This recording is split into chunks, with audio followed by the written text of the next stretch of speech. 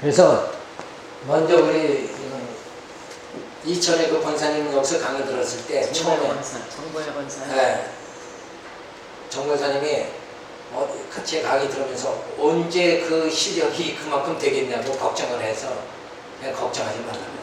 하나님 말씀은 들으면서 나는 거예요. 들으면 영의 변화가 돼요. 근데 맨날 전도설교만 들으면 그건 안 돼요. 그리고 그 포인트가 전도설교가 전부 이 땅에서 잘 되는 걸 포인트를 맞추거든. 지금 일반 설교가 이 땅에서 잘 되는 거 포인트 맞춰. 지금은 교회 생활 자체가 아까도 얘기했지만 뭐예요? 내가 신의 성품으로 변화되어야 되는 거예요.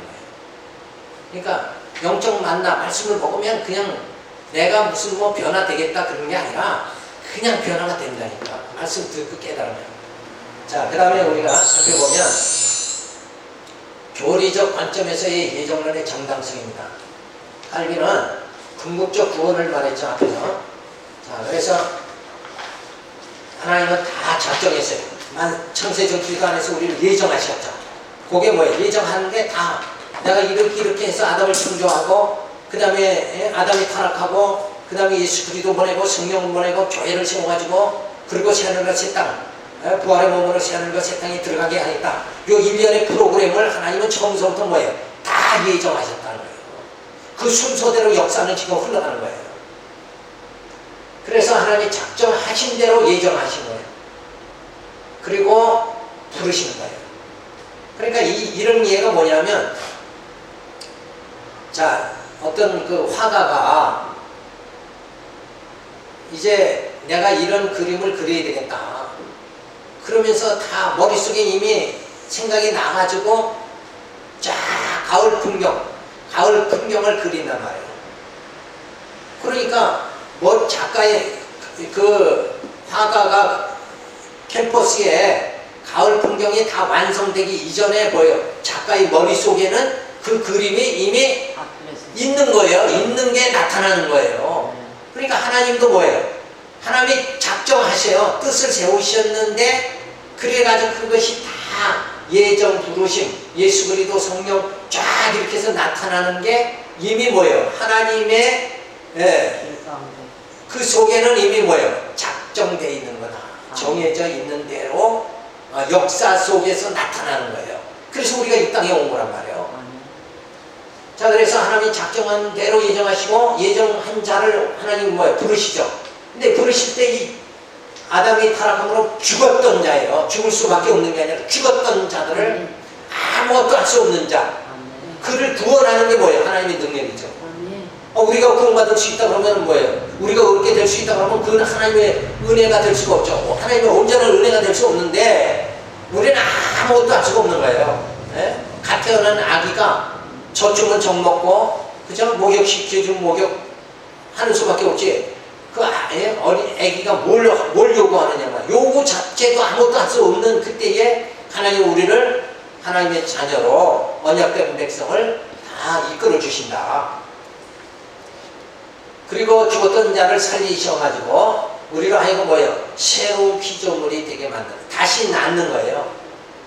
이때는 육체가 아니라 영이 되어지는 거죠.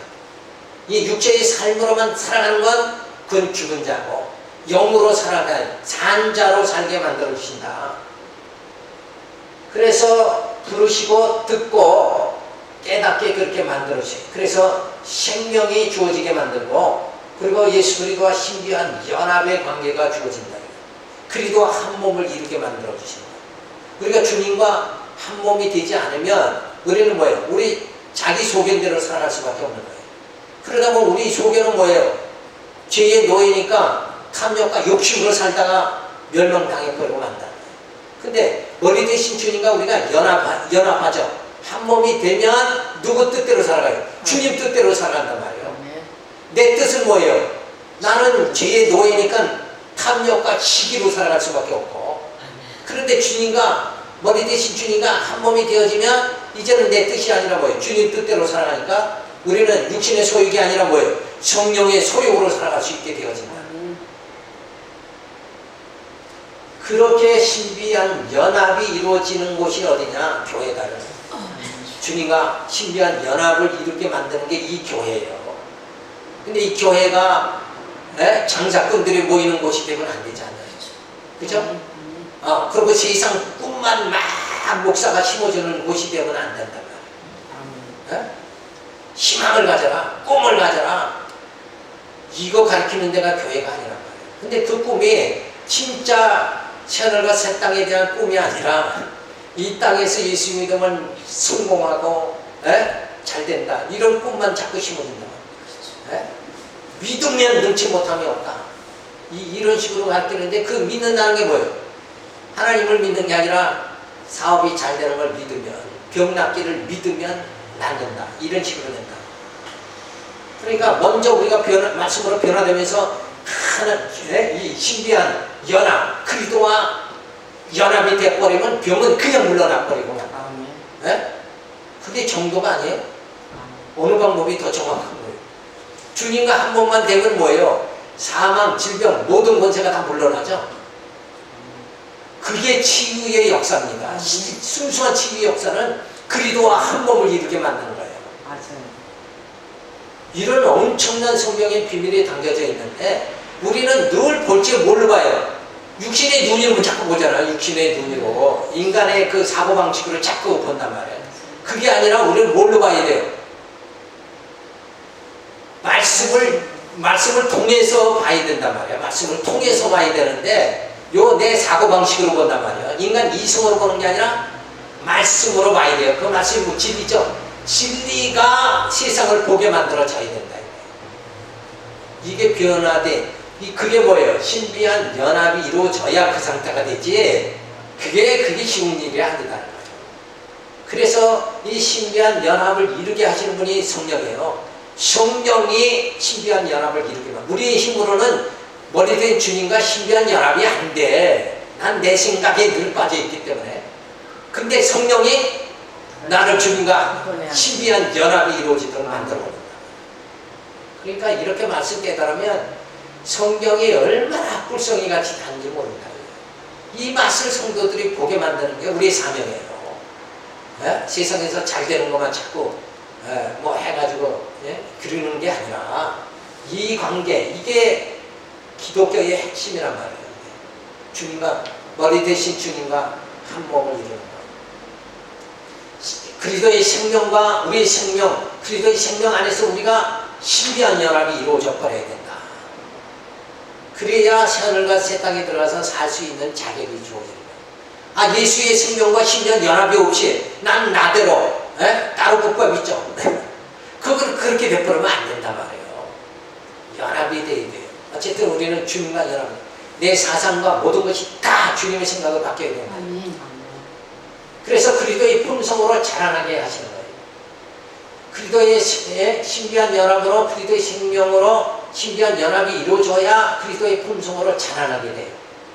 요 자라난 사람들이 모여서 성도의 교제가 진짜 교제다 이거예요. 그때 가서 교제인데 이건 성도의 교제가 육성이 가득한 사람이 만나서 하니까 맨날 뭔가 찌그러진 그런 모습이 나타날 수밖에 없어요. 그러니까 진짜 교제는 뭐예요? 저분도 그리스도의 품성으로 성숙해지고 나도 그리스도의 품성으로 성숙해진 사람끼리 만나야 여기에 참 교제가 주어집니다. 그러니까 실력 있는 자가 만나야지 실력 없는 자, 영적으로 무식한 자들이 만나서는 맨날 치고받는 것밖에는 나타나지 않는 거예요. 네가 높으냐 내가 더 높냐. 그래서 예수님 앞에도 뭐래? 우리 아들 하나는 자정승, 우리 아들 하나는 무정승하게 해주세요. 요런 식으로 빠져버리고 만다. 그게 아니야. 그죠? 정말 주님을 우리를 위해서 십자가에 죽으시러 가시는데 그 하나님의 사랑에 감격하는 그 모습이 나타나죠. 그 모습을 나타낸 자가 누군가? 옥합을 깨트린 자다. 깨트린 여인. 예수님의 장사를 기념한 그 자가 예수님이 칭찬했죠. 그 자가 돼야 되는데 내 아들 하나는 자정승 하나는 무정승하게 해주세요. 그거는 옥합을 깨트린 여인하고 이 차이는 엄청난 차이란 말이에요. 이건 세상적이고 세속적인 거고, 그죠? 세상의 명예를 바라보는 거고, 옥합을 깨트린 자는 정말 주님의 사랑을 깨달은 자다. 성경에도 그런 갖가지 사건들이, 동일한 사건들이 이렇게 주어지면서도 견줄 수 있도록 다 만들어 나타나지 않는 거예요. 그래서 그거를 견주어서 설교를 하면 멋있는 설교가 돼요. 자, 그래서 성도의 참 교제가 주어진다. 그래서 우리가 신비한 생명의 연합, 그리고 그리스도의 품성에서 자라나게 되고 이 땅에서 성도와 교제가 이루어지는 이 지상의 생활을 하다가 뭐예요? 재림의 주님을 만나면 승리하는 그 주님께 우리가 칭찬과 영광과 존경함을 받게 된다. 우리는 여기를 바라보고 살아가야 돼. 칭찬과 영광과 주님으로부터 칭찬과 영광과 존경함을 받는 그날이 내게 반드시 주어진다. 그렇게 생각하면 오늘의 이 모든 고난이 뭐예요? 이건 뭐 아무것도 아니다. 그리고 늘 이길 수 있는 힘이 주어진다. 여기를 바라봐야 오늘의 고난을 이기지. 하나님은 내가 예수 이렇게 믿었는데 왜 하나님 내게 왜 이렇게 고난을 주십니까? 내게 왜 예수 믿었는데 질병을 주십니까? 이렇게 빠질 수밖에 없는 거예요. 근데 여기까지 바라보면 뭐예요? 오늘의 이 모든 질병, 이거는 한순간에 그저 지나가는 거다. 그러면서 이길 수 있는 힘이 주어진 거예요. 나를 빨리 젊은 날에 나를 질병 때문에 나를 암이 걸려서 불러간다 할지라도 그거는 아무 관계가 없잖아요. 어차피 이 날을 우리가 바라보고 다름질하는 거니까. 여기 도착하는 거는 빨리 가나 늦게 가나. 그러니까 사도 바울이 뭐예요? 내가 이 땅에 있으면 복음을 전해서 당신들의 그 생명의 말씀으로 예수 그리스도와 신비한 연합에 이르게 되니까 너희에게 이게 좋고, 내가 빨리 죽으면 나는 하나님께 빨리 가니까 나는 좋다 이거예요. 왜? 이 땅에서 내가 복음 전하면서 고난받는 거 이거 다 받지 않아도 되니까. 그래서 사도 바울은 뭐예요? 여기 있어도 좋고 빨리 죽어서 주님 앞에 가도 좋다. 이런 그 삶과 죽음에 대한 초월, 이게 사도 바울은 신앙으로 가능했다는 거죠. 그러면 이 땅에서 불만, 짜증, 삶과 죽음에 대한 초월을 할 수 있는 신앙이 주어진 사도 바울은 매를 맞아도 굶어도 그걸 다 초월할 수 있는 힘이 주어지잖아요. 근데 그런 소망이 없으면 이거 예수 믿었는데 왜 날 하나님 이렇게 하십니까? 하나님이 섭섭합니다. 이러고 살아갈 수밖에 없지 않느냐 이거예요. 그러니까 진짜 말씀을 깊이 있게 깨달으면 오늘의 이 모든 것을 다 소화하고 고난도 이겨나가고 그렇게 되어진다. 빛과 어둠이 하나님 앞에서 일반이죠. 그래서 청정에 빛과 어둠이 일반이잖아요. 근데 인간은 뭐예요? 빛은 좋지만 어둠은 인간을 싫죠. 지배받는 게 인간이에요. 그러니까 우리가 이 땅에 살아가면서 뭐예요? 고난도 있지만 뭐예요? 형통할 때도 있죠.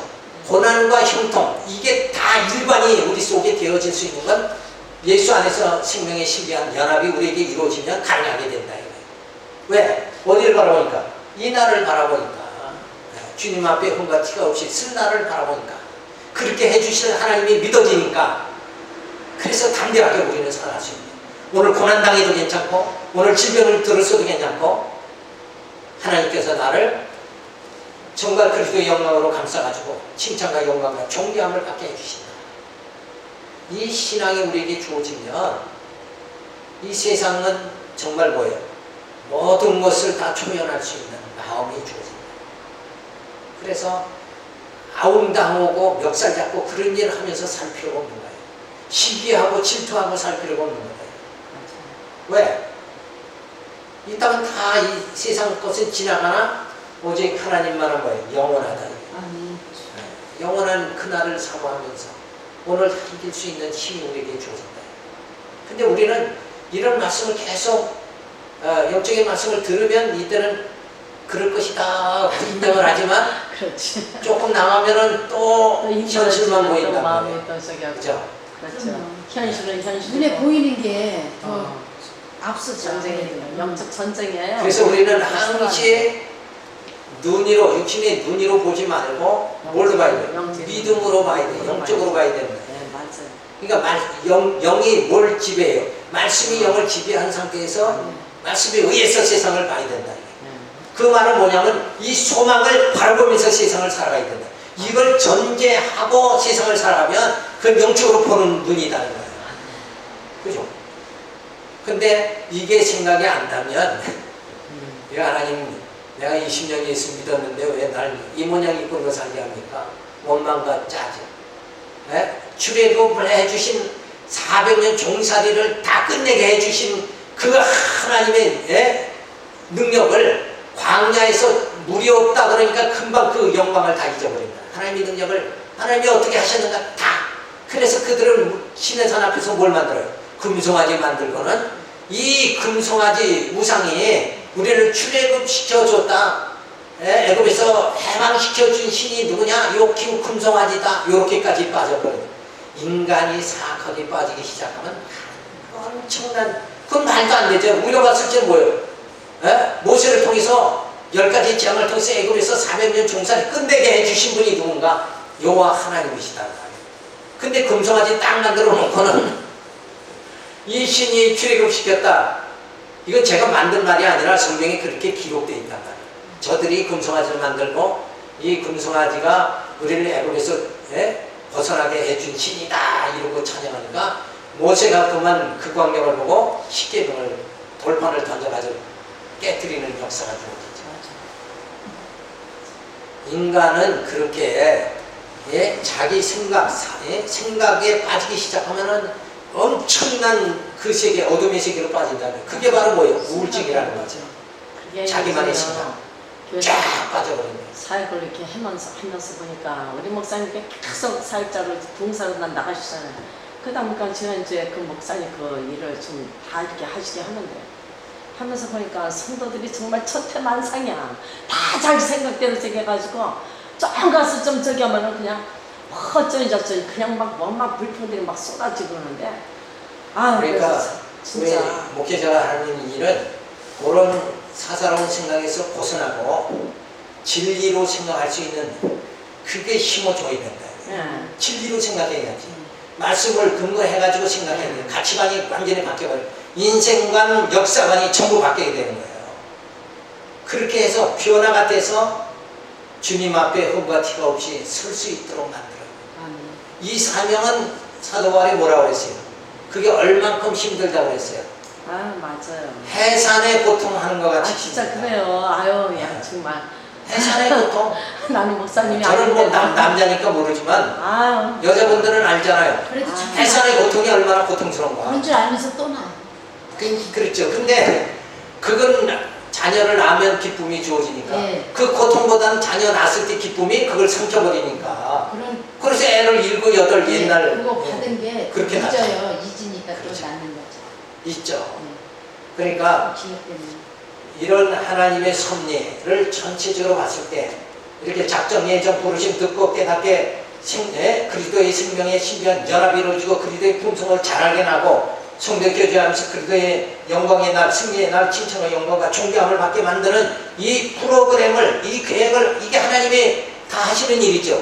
이 하나님의 하시는 일을 보면 이건 예정된 거다, 이렇게 많이 볼 수가 없다는 거예요. 그래서 우리는 감사한 거죠.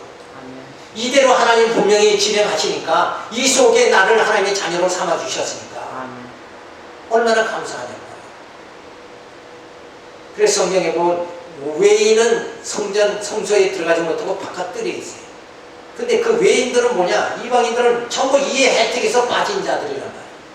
그러니까 야곱이 형 에서를 파축한 그릇으로 장자의 명분을 산 것은 바로 이 대열에 들어가기 위해서. 그래서 야곱의 후손은 전부 이 대열에 들어가고, 에서의 후손은 뭐예요? 지금 알라신을 믿는 자들이 다 되고 있는 거예요. 그것만 봐도 에서의 후손의 역사, 야곱의 후손의 역사만 봐더라도 하나님은 이미 작정하고 예정한 대로 역사를 이끌어 나가십니다. 그러니까 그 하나님께서 나를 언약의 백성 삼아 주셨으니까 우리는 얼마나 감사해야 되냐 이거예요. 진짜 춤을 춰야 되고 감사하고, 우리의 성도의 생활은 맨날 뭐예요? 범사에 감사하고 찬양하고, 그리고 환난 당하는 뭐예요? 기뻐하는 생활이 주어져야 돼요. 그러니까 성경을 전체를 이렇게 알기 시작하면 정말 우리 성도의 삶이라는 게 이렇게 멋있게 이렇게 정말 놀라운 역사가 주어지는구나. 근데 성경을 들어가 보질 못하고 맨날 성경은 다 그거 코에 걸면 코걸이, 귀에 걸면 귀걸이다. 두루뭉실하게 맨날 제목 설교만 가르치고 이러니까는 전체를 보지 못하니까 결국 구치로 빠지는. 전체를 보면 이게 한눈에 다 들어온단 말이야. 이게 들어와야 돼. 이게 눈에 들어와야 돼요. 이게 우리 마음, 이 신비의 세계에 져야 돼요. 하나님 이렇게 역사하시는구나. 이게 성경이구나. 이걸 봐야 되는데 전체를 못 보고 맨날 그 단어만 해가지고는 이렇게 갈 테니까. 그러니까 이게 참 유럽 교회가 다 문 닫은 이유가 뭐냐? 그렇게 가르치다가 문 닫은 거란 말이야. 그러니까 성경을 놓고는 성경으로 전체 이 맥을 잡아서 하나님의 섭리, 하나님의 예정, 작정, 예정 이걸 전부 설명하는 것이 아니라 한 구절 읽고 철학, 인간 이성으로 해석을 다 막 해버리는 거예요. 그러니까 말씀은 없고 성경은 제목으로 사용하고 그 다음에 말씀은 없는 거예요. 그러니까 성경을 읽고는 뭘 해야 돼요? 여기까지 이렇게 꿰뚫어져 있는 나라예요. 이 도표대로. 이 도표가 지금 그냥 쉽게 앉아있어 보지만은 이게 엄청난 내용인 거예요. 이게 하나님의 섭리를 한눈에 그냥 다 조명한 거 아니냐 이거예요. 그걸 성경은 쫙 그걸 나열을 한 건데 나열한 부분만 보니까 전체를 보지 못하는 거예요. 분명히 성경은 이걸 지금 얘기하고 있다. 이거 부정할 사람이 누가 있느냐. 하나님이 작정하시고 예정하시고 예정한 자들을 부르시고 그런 말씀 그거 깨닫게 하시고 그리스도의 생명과 연합되게 만들고 성경에 부분적으로 보면 예수와 한 몸 되게 예수와 함께 죽고 예수와 함께 산다 이런 말씀이 있죠. 근데 이 도표에서 그게 여기 나타난단 말이에요. 그러니까 말씀을 보면서 성경을 보면서 거기서 하나님의 원대한 그 섭리 계획 구원의 계획을 갖다가 우리가 이렇게 자꾸 이거를 갖다가 습득을 해서 하나님은 이렇게 하시는구나. 전체를 보면 뭐예요? 흔들리지 않아요. 부분을 보면 흔들리는 거예요. 그래서 예를 하나 들면 농촌에서 아버지가 소에 쟁기를 해가지고 쫙 논을 가는데 아버지가 갈면은 똑바로 갈려요. 근데 아들이 그럼 내가 한번 해보겠습니다. 그리고 가는데 이거 뭐 완전히 삐뚤삐뚤. 그래서 아들이 아버지에게 물었어요. 어떻게 아버지가 저렇게 똑바로 될 수 있습니까? 그러니까 멀리 봐라 이게 멀리 보면 흔들리질 않는데 멀리 있는 느티나무를 보고 쫙 쟁기질을 하면 이게 중심이 잡히는데 아들은 뭐예요? 앞만 보는 거예요. 이거 앞만 보니까는 막 이게 똑바른지 뭐 일로 가야 맞는지 저는 그거나 똑같은 거예요. 오늘날 목회자들이 지금 선교를 이끌어 나가는 게 현실만 보고 현실을 해결해 주는 목회를 자꾸 하다 보니까 여기까지 보질 못한 거예요. 이 하나님의 전체 섭리를 바라보고 그래가지고 정말 그리스도의 생명의 신비의 연합이 이루어지고 이걸 모른다. 이런 정말 말씀이 전혀 듣지 않았다 이러는 분도 있단 말이에요. 이런 강의를 하다 보면 근데 그게 아니에요. 성경이 다 나타나 있는 거예요. 성경이 이걸 말해주는데 성경이 있는 모든 이야기로 성경은 돼 있는데 그거를 이렇게 요약해서 도표로 만드는 거란 말이에요. 그러니까 하나님의 원대한 그 처음 시작부터 끝까지 정말 예수 그리스도를 통해서 하나님의 우리를 구원하시는 이 섭리가 이렇게 세밀하게 나타난다. 이걸 깨닫게 되어지면 우리의 신앙이 흔들리지 않고 담대하게 돼요. 어떤 고난도 뭐예요? 고난 받을지라도 정말 하나님을 찬양할 수 있는 힘이 주어지게 됩니다. 그래서 제3절에서는 성경적 정당성입니다. 기독의 예정교리가 성경적으로 정당성을 입증받고 있습니다.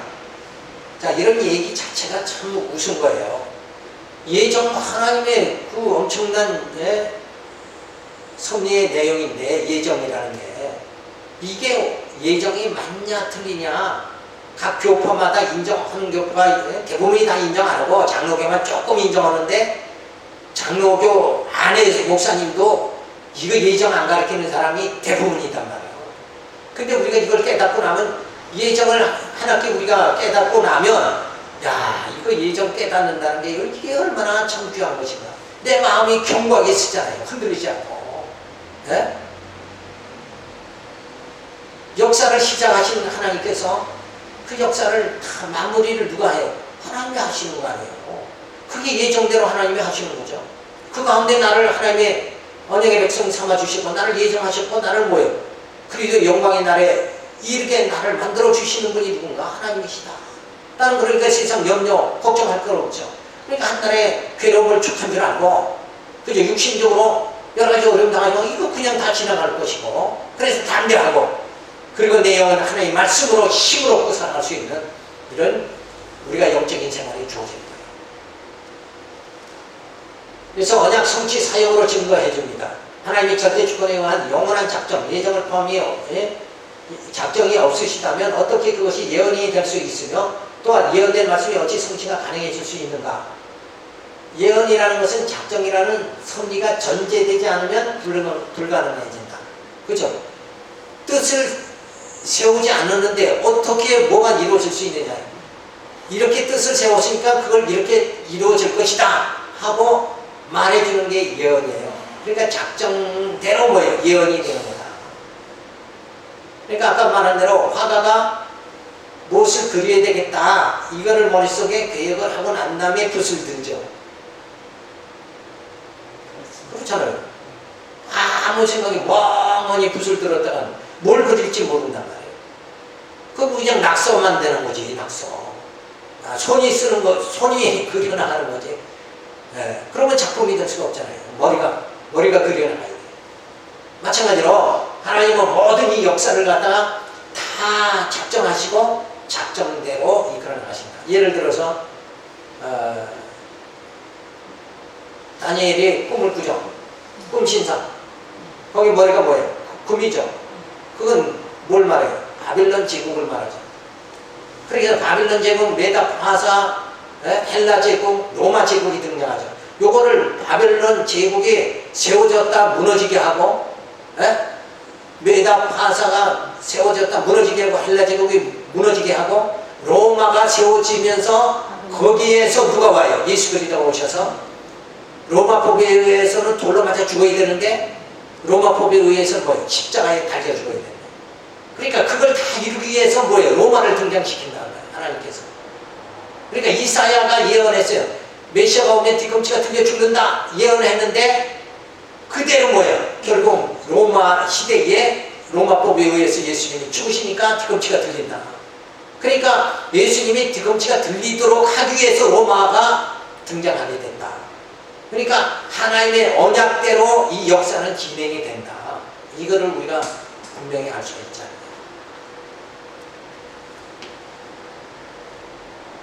자, 두 번째, 그리스도를 통한 예정 섭리 성취입니다. 너희가 성경에 영생을 얻는 줄 생각하고 성경을 상고하니라.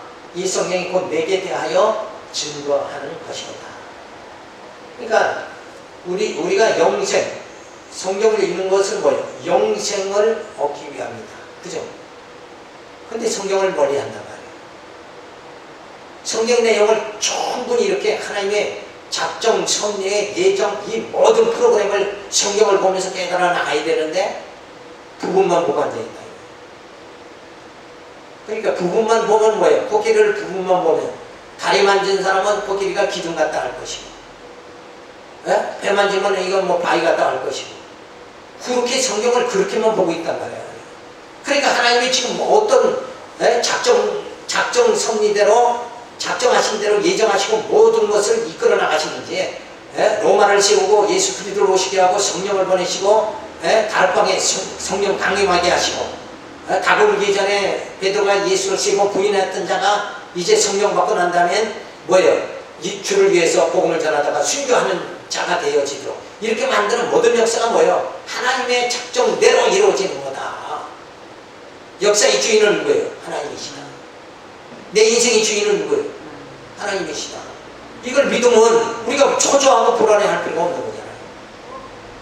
그냥 마음 편하게 그저 늘 하나님, 우리가 그런데 꼭 성경에는 하라고 하는 일이 뭐죠? 뭐가 있어요? 신령한 젖을 사모해라. 이거는 말하거든요. 세상 어떻게 되는 거 이거 걱정하지 말고 세상 일은 걱정하지 말고 신경 쓰지 말고 우리가 해야 되는 일은 뭐라고요? 신령한 젖을 사모해라. 요거는 성경이 말해주겠다.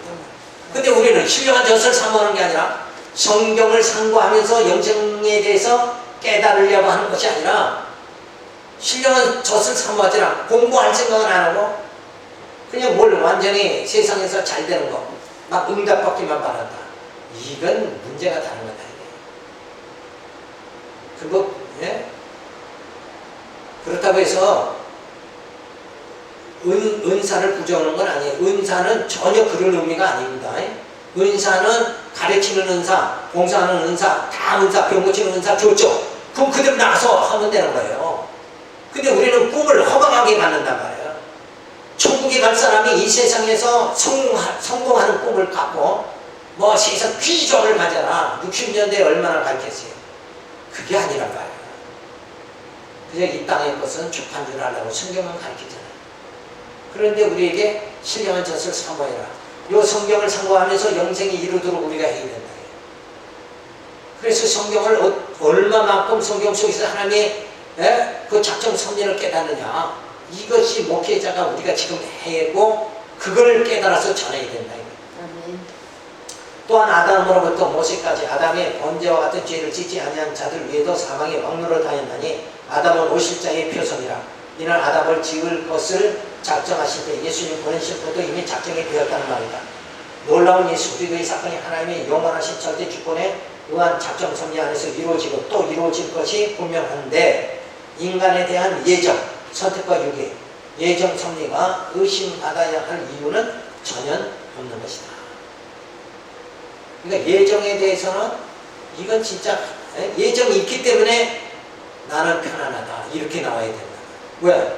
나는 실수할 때가 더 많은데 그럼 어떻게 되는 거예요?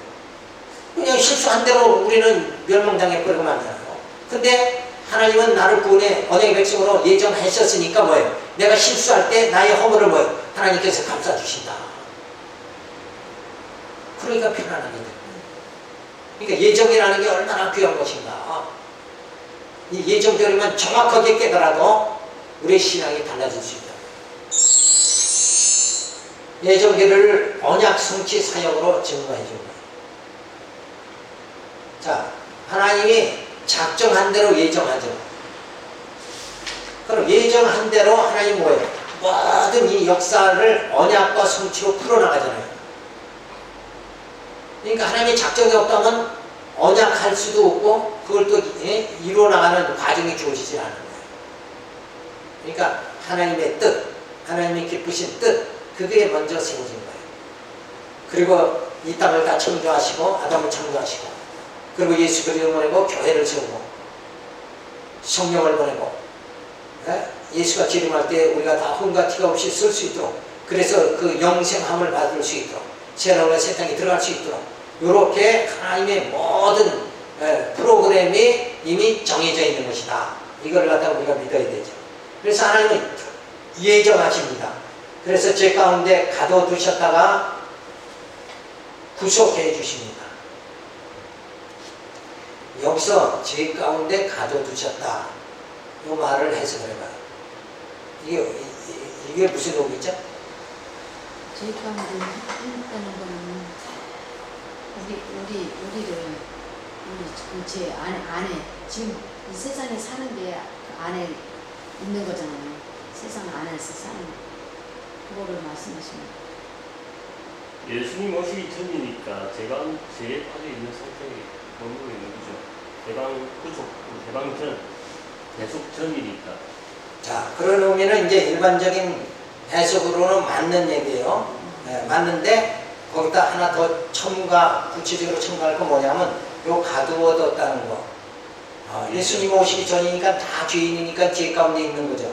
근데 가두어두셨다는 얘기는 뭐냐면 하나님께서 율법을 주셔가지고 더 이상 살인죄에 이르지 않도록 살인한 자는 죽는다. 이거를 깨닫게 만들어 주셔가지고 율법을 열심히 지키니까 어디로 못 들어가는 거예요. 죽음에까지 이르지 않게 하다가 그게 가둬진 거예요. 그러다가 예수님 오셔가지고 뭐예요? 살려주시는 거예요. 그래서 그 죄에서 완전히 해방시켜 주시는 거예요. 근데 만약에 구약에 이 죄 가운데 가두어 두지 않고 죄 가운데 완전히 멸망당해 버린다 그러면 예수님 오셔서 구원해 줄 수가 없는 거예요. 그러니까 더 이상 사악하게 빠지지 않도록, 그러니까 하나님을 부정하지 않도록 그렇게 만드시다가 그것만 가지고는 구원을 못 받죠. 그래서 예수를 보내고 성령을 보내가지고 우리를 완전히 구원해 주시는 역사를 전개하신다. 그래서 사도 바울이 너희를 죄 가운데 가두어뒀다 이렇게 말하는 거예요. 가두어졌다. 예. 가두어진다는 것은 뭐예요? 만약에 소를 거기다 고삐를 물어가지고 막대기에다 딱 붙잡으면 내놓죠. 그러면 소가 갈 수 있는 반경은 뭐예요?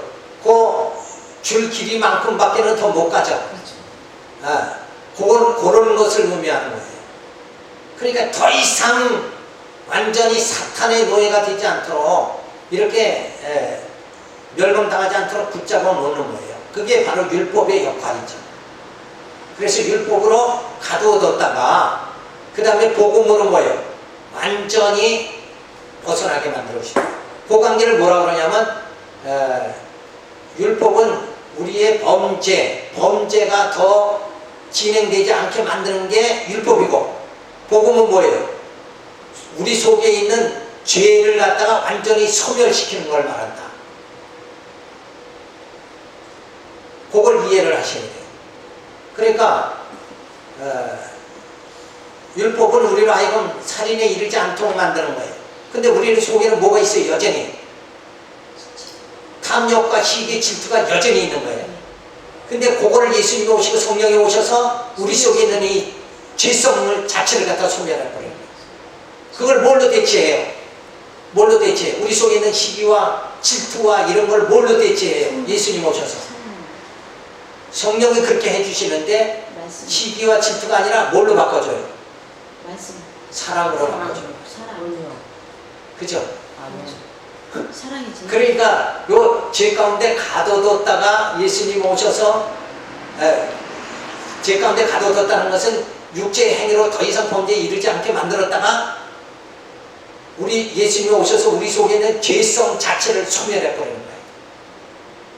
그래서 우리로 하여금 뭐예요? 신의 성품이 이렇게 만든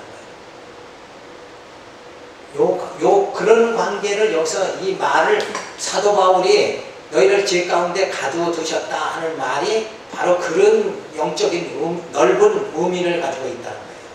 이게 단순한 말이 아니란 말이에요. 죄 가운데 그냥 있다. 물론 그 말도 맞는 거지만 그런 깊은 의미가 있어요. 이렇게 하나님은 우리를 예정하시고 죄 가운데 있던 자들을 구속해 주시고 그리고 거듭나게 해 주셔가지고 우리를 하나님의 자녀들 인쳐 주시고 부활 신령한 몸을 입게 만들어 주시죠. 그렇게 해 주시는 분이 누구다? 여호와 하나님이시다. 이 모든 것은 인간의 능력과 관계없이 예정 구속 인치신 부활을 전부 누가 하시는가? 여호와의 능력으로 다 행해 주신다. 그게 뭐예요? 다 예정되어 있다. 예정한 대로 우리는 예수를 믿고 구속함을 받는 거예요. 성령으로 우리는 인치심을 받는 거고, 내가 똑똑하고 잘나서 하나님의 자녀 되는 게 아니다. 그래서 이 여호와 하나님께서 뭐예요? 약속대로 이루신 분이다. 이거를 우리가 깨닫게 되어집니다. 그래서 여기까지 이 정도는 하고 안에 30분에 다시 시작하겠습니다.